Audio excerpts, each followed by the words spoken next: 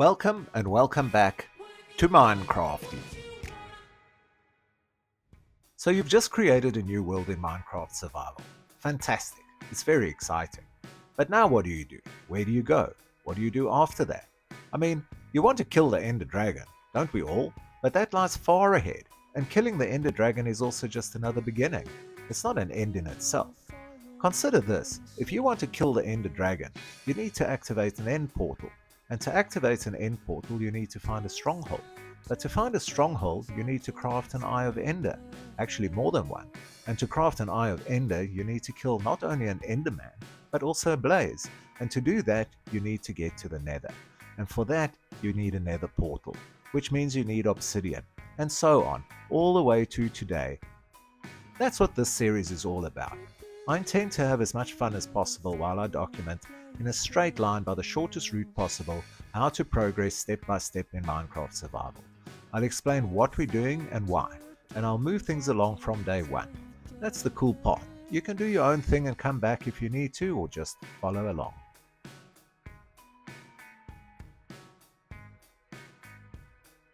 Welcome back to the base in the Nether Fortress. Things are pretty hot here, and I already met a couple of blazes in the tunnel when I arrived. 4 blaze rods in the bag. Awesome. Last week we paid a visit to the Warp Forest and successfully hunted Enderman for Ender Pearls. We also established this base in the Nether Fortress, but while we've encountered plenty of blazes and harvested quite a few blaze rods, we've been unsuccessful in our quest for Netherwart. Today I'm faced with a choice. Either explore the long tunnel or investigate the blaze spawner. Last week I decided on the long tunnel, but I'm busting to see if there are any stairs near the spawner. Let's give it a bash. I'll build a few protective walls and take a closer look. If I decide to neutralize it, I'll have to be quick.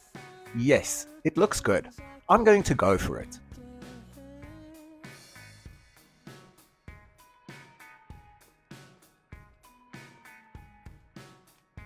Well, there you have it. Blaze spawner successfully spiked, but no stairs to be found. So, the long tunnel it is. The tactic is divide and rule.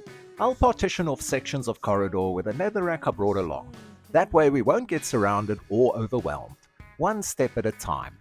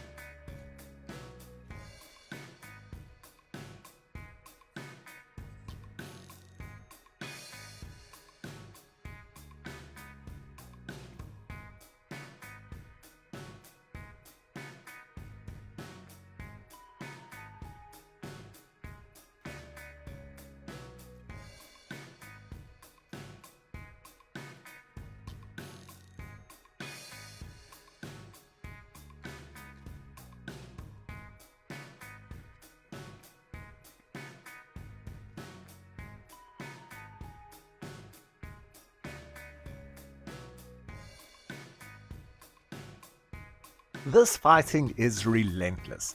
I've made some headway, but no stairwell to be found. I'm running out of arrows, and I'm also worried about my helmet, so I guess I'll head back to the base and assess. Here we are, back in the base. I'll stash what I can in the chest and put on the new enchanted helmet. The first one's nearly done. Look at all of the resources I've gathered from the fighting. Only 2 arrows left though. Well, there's no putting it off. I guess it's back into the fray.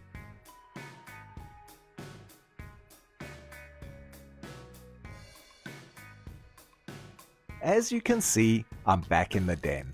And also, as you can see, I died. Not once, but twice, and no nether wart to be found. I searched high and low without any luck. That fortress now looks like a Swiss cheese. Maybe there's no nether wart in that nether fort. Poetic, eh? What do you think? Can a nether fort spawn without nether wart? Potions are cool, but they're not actually needed, so for now, I'll relax about nether wart and start preparing for the next step in our adventure, which is to locate a stronghold. Shortest route possible. That's what this series is all about. So why do we need a stronghold, you may ask? Well, strongholds are where we can find an end portal, and an end portal is how we get to the Ender Dragon. So how exactly do you find a stronghold? Instead of telling you, let me show you. First, I'm going to stash everything. You can see we got a whopping 48 blaze rods, and now it's easy to get more. I'm going to take a couple of ender pearls and we'll craft an Eye of Ender. Now isn't that cool? I've stashed everything and now we're ready to craft and demonstrate an Eye of Ender. First we'll have to craft some blaze powder. Watch what I do.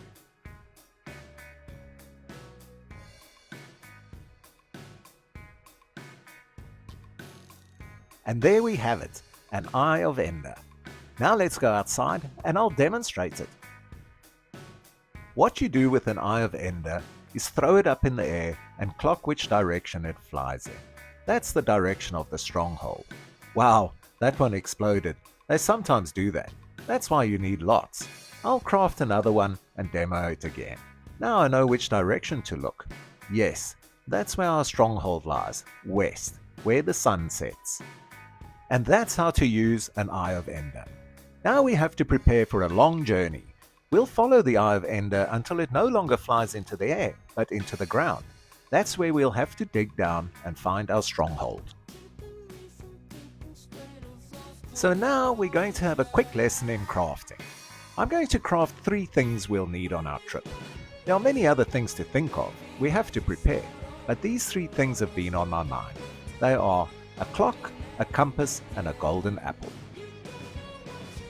For the clock, we'll need 4 gold ingots and 1 piece of redstone, and for the compass, we'll need 4 iron ingots and a piece of redstone. For the golden apple, we'll need 8 gold ingots and 1 apple. Luckily, there's plenty of gold to be had in the nether. I'll have to collect more. I want to have more than enough golden apples. The clock and the compass are only useful in the overworld. In the nether, they go haywire. Golden apples help with the regeneration of health. I've been hoarding my apples for the fight with the Ender Dragon, but I've got quite a few, so a golden apple or 2 might just come in handy right now. So I'm back in the den. I've been pretty busy preparing for our mission to find a stronghold. I really went to town. I've done more than the usual hunting and gathering, and plenty of mining. I also paid the Enderman a visit. I was thinking, will 20 Eye of Enders be enough? Maybe we need a good couple of extras. Some will explode as we travel, and we also need some to activate the end portal when we get there. An end portal has 12 slots, so I'll take lots of Eye of Enders. It's better than running out. I've also been working on building up my XP. Hunting and gathering provided more XP, and so did hunting the Enderman, but most of it came from mining. Take a look at this. This is how to ramp up your XP by mining in the nether. Up until now, I ignored all the gold nuggets and nether quartz, but now I deployed the fortune pickaxe, so I'm getting extra resources and extra XP. Don't mine these gold nuggets in front of piglins though, or they'll attack. They touchy about anything gold.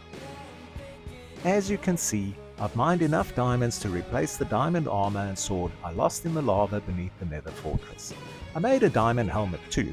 I'll wear the gold one in the nether just to keep the piglins happy. We'll enchant it all soon. Remember the mountain near the base? We went past it on our overland expedition when we found the ruined portal. Well, I mined from bedrock below the bolt hole straight under the mountain, and it seems to have paid off. Yes, I found plenty of diamonds. Which brings us back here. I told you I've been busy. I also crafted a grindstone and placed it here next to the stone chest. All the bows I collected from skeletons I killed in the nether fortress will now come in very handy. Watch what I do. With a grindstone I can repair them. Wow, I got 3 perfect bows. I'll stash all except one. It's also going to be enchanted. And talking about bows, Bows need arrows, right? I've got all of the feathers from the chickens I hunted and plenty of sticks to make arrows, but not enough flint. We need much more flint, so I'll take the new fortune pickaxe. The stone one wore out, so I enchanted this iron one, and get the gravel from the stone chest, and I'll see you outside.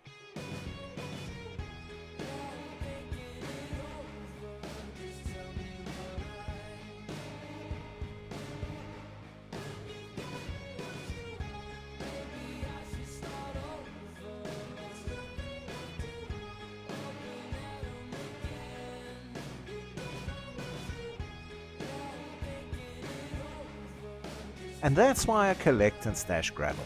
It can be mined over and over again. And now, with the fortune pickaxe, I'm getting more flint than I usually would. Let's see how much we can get.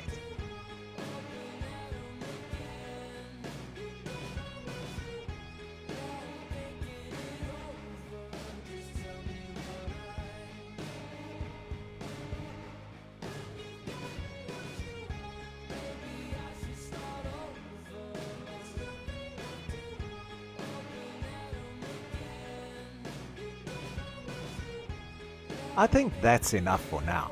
If we need more, we can mine it again. Clever, hey? So, I'll see you inside. Now I've got plenty of arrows. I'll stash the gravel and the feathers and sticks and most of the arrows, which leaves me with 53 and the ability to make many more. The next step is enchanting, but I want to max out my XP first. So I'll see you in a while. XP, here I come.